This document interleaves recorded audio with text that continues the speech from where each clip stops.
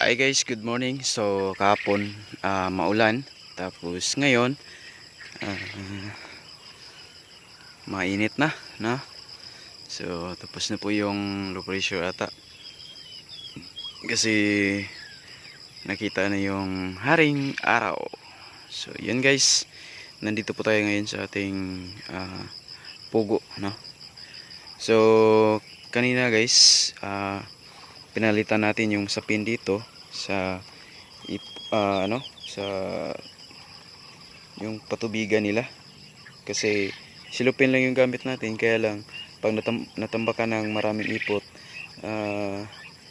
na napasok dito sa sa patubigan nila. So pinalitan natin ngayon ng ganito, yan. So dito okay na naman. So ito yung update guys sa ating pugo. Hindi pa talaga totally na na tapos na natin nalipat doon sa kabila.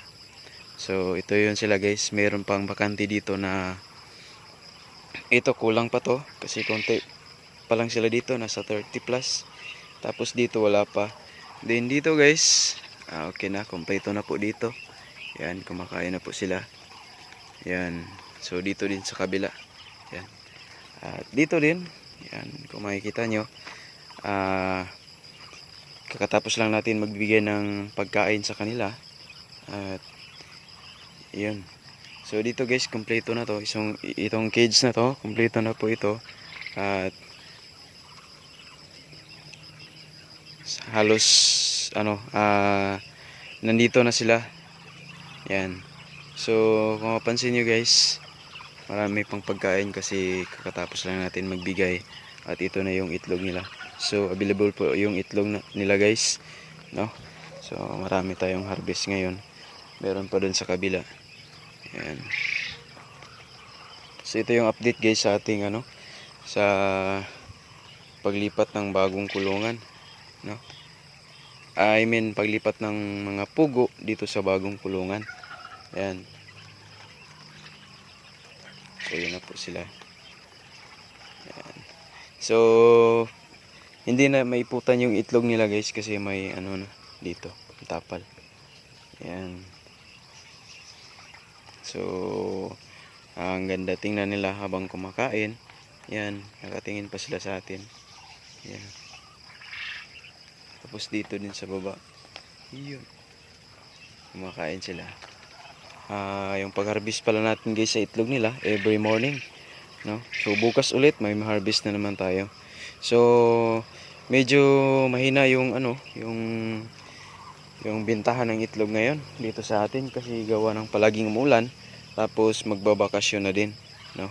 So kung mapansin nyo, marami po tayong stock dito na itlog. Yan. So ito pa. Yan. Tapos dito pa sa kabila, yan. So marami tayong stock ngayon sa mga bibili. So meron tayong box dyan na pwedeng paglagayan ng iting itlog ng pugo para safe ibiyahe. Pero lang yung location natin dito, sa Bohol lang, sa Visayas. So hindi tayo makapag-ship na itlog labas ng tawid dagat. So wala pa tayong experience noon sa pag-ship ng itlog sa pagtawid ng dagat. So dito lang muna sa sa Bohol. Yan.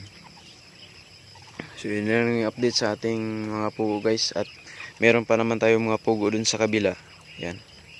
At hindi pa natin nalipat, no. So ito guys, since marawan siya, ilipat natin tong itlog na to. Yan, dito natin ilagay guys yung itlog. Kasi doon banda, medyo maarawan siya. So malipat din naman natin yun. At yun lang guys yung update sa ating mga pugo dito sa bagong kubo nila. Yan. So medyo nakarelax sila dito kasi open pa naman to. Pero wala naman masyadong disturbo dito sa lugar na to kasi tayo lang, no? Tayo lang yung tao dito. Yan. So may mga kambing din dito sa gilid. So hindi talaga sila totally na madisturbo kahit na open yung area nila, no? So yung nila may ipot din. Yung may may raisal.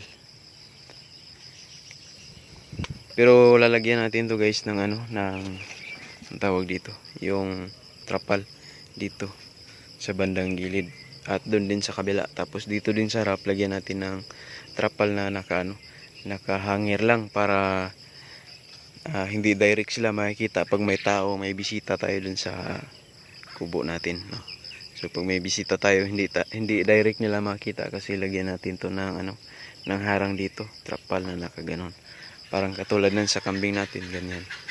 Para every time na may mga bisita tayo dito, so hindi sila madisturbo, no? Hindi sila madisturbo pag ma-attract pag may mga tao. So, yun yung gagawin natin sa next na gagawin natin sa ating pugo house, no? Yan. So, yun lang guys. Good morning and happy Tuesday. God bless. Happy farming.